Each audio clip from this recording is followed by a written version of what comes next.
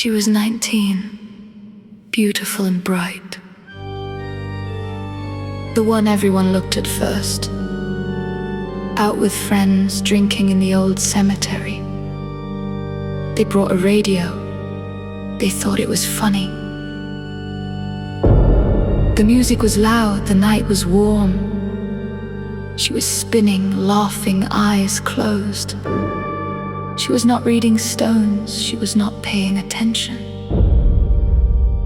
Her foot caught on a low marker. She stumbled, caught herself, spun again to make it a dance move.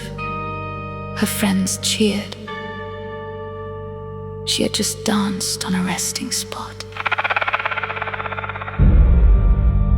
The stone is small, simple. A name, a date, 10 years ago. A girl 16, lost in a car accident on a wet road. Gone instant. On the stone, the verse, carved small, almost worn away.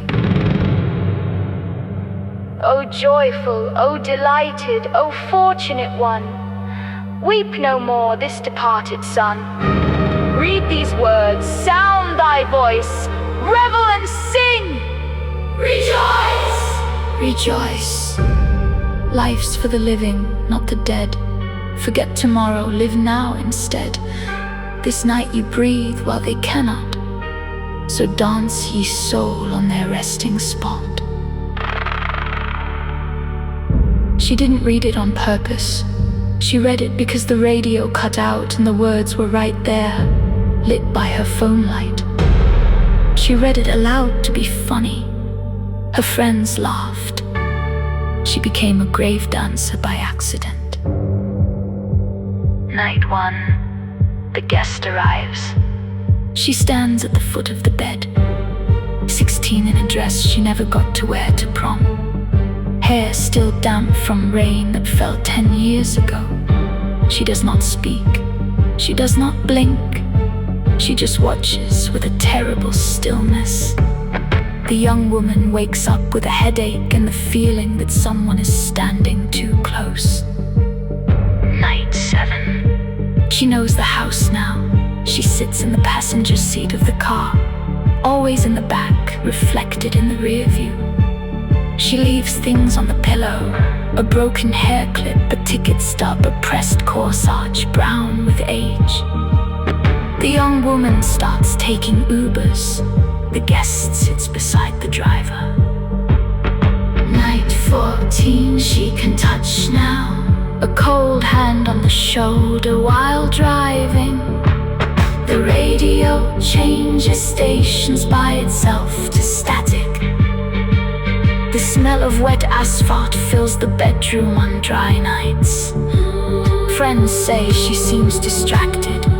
The guest stands behind her in every photo now, just out of focus, smiling without teeth. Night 21. She is almost solid.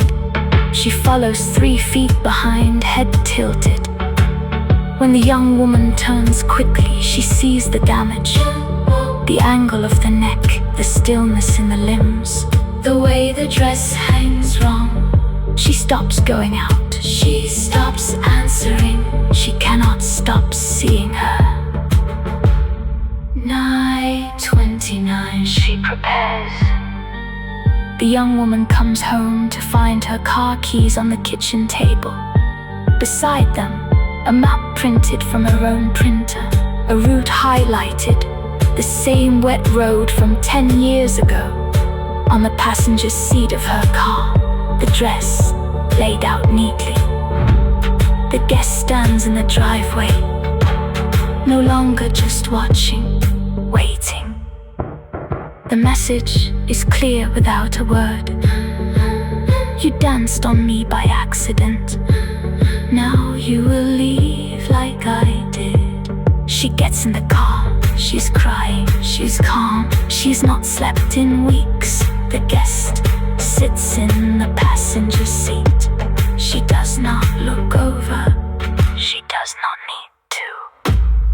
Night 30, last of the lunar cycle, dark moon. They find the car in the morning, wrapped around a tree on that same wet road. No skid marks, no attempt to brake, just a straight line off the curve. The young woman is gone. The death is ruled an accident. Speed, rain, bad luck. Similar to the guest departure, 10 years apart. The coroner writes accidental. The friends write rest in peace. The cemetery writes nothing. The curse does not care if you meant to dance. It only cares that you did. And somewhere in the old cemetery, on the girl's plot, fresh flowers appear from someone who still remembers, and the verse is still legible for the next fortunate one who can read. Rejoice. Rejoice.